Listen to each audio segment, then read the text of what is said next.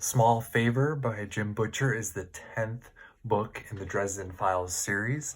Set in modern day Chicago, this is a detective story, specifically modern day and with magic. It is 541 pages with 45 chapters. My attention span might be getting shorter, but also I think these chapters are getting a little bit longer. There's a lot more in these books. The books are getting longer as the series goes on. Lots of different characters, lots of different interactions, which I really enjoyed. Just seeing all the different scenarios and characters and mayhem that has been caused. So, specifically the main character is listed in the phone book as a wizard who helps find lost things or people, and when the Chicago PD has trouble with mysterious things they can't explain, they call Harry Dresden. So there are other parties in play. There is a land of fairy, and there is the winter and summer courts. They are the leaders of the fairy realm, I guess is a good way to put it, and they are constantly at war. The two different factions. There's also fallen angels that come into play here, called the Order of the Silver Coin, I think, the Denarians, based off the 30 pieces of silver that Judas sold Jesus out for. And each coin represents a fallen angel, and touching the coin, the angel then inhabits your consciousness and can live in your brain until you decide to give up the coin. So lots of different factions and bad guys along the way in the struggle. But of course, my favorite recurring character is Gentleman Johnny Marcone, who gets captured early on.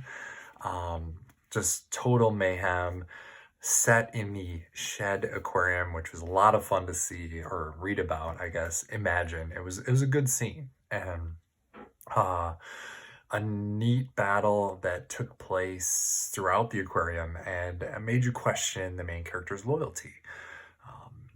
A different twist, right? There's been lots of philosophical good versus evil going on in the whole series, and you kind of question whether or not the main character is fighting for the good guys, essentially. And there is a lot of shaded grays, right? In any superhero movie, there's always motivations and different layers and that kind of thing. So here, the main character, as far as we know, is doing the right thing. So I won't give it away. There's lots of different obstacles. The different courts get involved. Summer sends champions to take out the main character. Winter actually recruits the main character to do their bidding.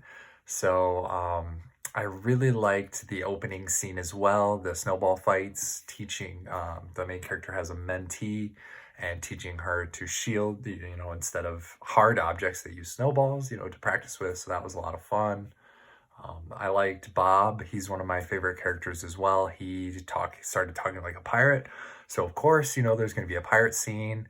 And that scene was also really, really good because it involved the Billy Goat's Gruff, right? A nursery tale in which the Billy Goats rely on the next older brother, that kind of thing. And so, I think in the tale there's 3 or 4, but in this story, you end up meeting the older brother, and just the way that was delivered was really nice. It ends up being a twist in that he isn't what he seems, and it's just a lot of fun. There's this island with a lighthouse, and once you get to that part, everything goes down. It's just a giant battle. All parties show up. It is a sweet, a lot of fun read there, sweet read. So you get more backstory on Ivy, who is the archive, the holder of all human knowledge. She's been a fun character in the past, but really this dives more into why she is the way she is and what abilities she has. So she's a focus in this book. Also, the Knights of the Cross are showing up as the opposite of the knights, or the group of fallen angels that are the Denarians, the coins. They're the opposite, right? And the Knights of the Cross, their swords are built from nails that were part of the cross. So the cross. Yeah, this one was more philosophical. Lots of battle between the fallen angels and the Knights of the Cross. So these quotes will kind of reflect that.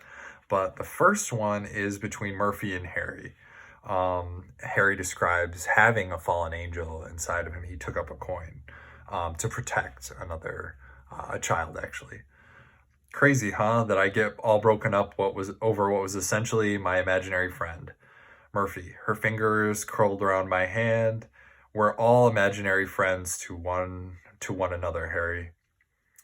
And so really, she's describing that, we're all imaginary in each other's head. And that kind of stood out to me.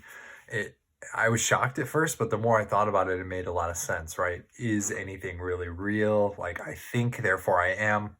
But what about other people? Do they also think? Do they also exist? So we're all imaginary when it comes down to it. So I liked that part. Another part here, this is a janitor in disguise, or an archangel disguised as a janitor, who is in the chapel that Harry is in. It seems to me that you're assuming something you shouldn't assume. What's that? I asked. That God sees the world like you do, one thing at a time, just from one spot. Seems to me that he is supposed to be everywhere and know everything. He put the lid back on the trash can. Think about that. He knows what you're feeling, how you're hurting. Feels pain, feels my pain, feels your pain, like it was his own. Question isn't how could God care about just one person? Question is, how could he not? This stood out to me in that he really, as a main character, he didn't really have a ton of faith in the religious sense in the Almighty to begin with. And so the scene in the chapel where he meets the Watcher, or the unknown archangel, who's giving him advice, right? Like, we're limited in our scope and perspective. We can only see with our five senses, and then what we choose to believe, right? There's another sense per se, and that belief could be more than, we can believe in something greater than ourselves. And this here, experiencing one thing at a time, is what we as humans do. Is it possible to experience more than one thing at a time? That it is entirely possible, and it makes you really think and question the perspective and even the scope, right? All things, all knowing and all seeing. So Alpha and Omega, pretty neat. I spent a little bit too much time dwelling on that section. And then the last quote that I really liked was a conversation with Bob, who of course is stuck on the pirate escapades. It's how angels do all their stuff, though admittedly they've got a lot more in the way of a soul to draw upon than you do. I thought angels didn't have souls, I said. Like I said, people get all excited and twitchy when the word soul gets used. Angels don't have anything else. So a revelation towards the end, one of the fallen angels, one of the demons, calls magic soul fire. And so the main character is talking with Bob, who is an air spirit, about using soul, using your soul energy to power a magic spell, as opposed to just regular energy. And I liked how Bob described it. Everybody kind of gets a little twitchy when you use the word soul. It means something different to everyone, or to most. I don't know. It's hard to define a soul, right? You can't see it, you can't touch it, but it is there, and everybody has their own way of describing it. So these were the quotes in here. It appears that the books are getting longer, but it still is fun reading. This series, I recommend it. Even though it's detective style, like it's supposed to be a mystery with twists, there's kind of the overarching battle against dark wizards and stuff like that. So This series set in modern day Chicago is worth your time, and I do recommend it. So buy your books used if you can.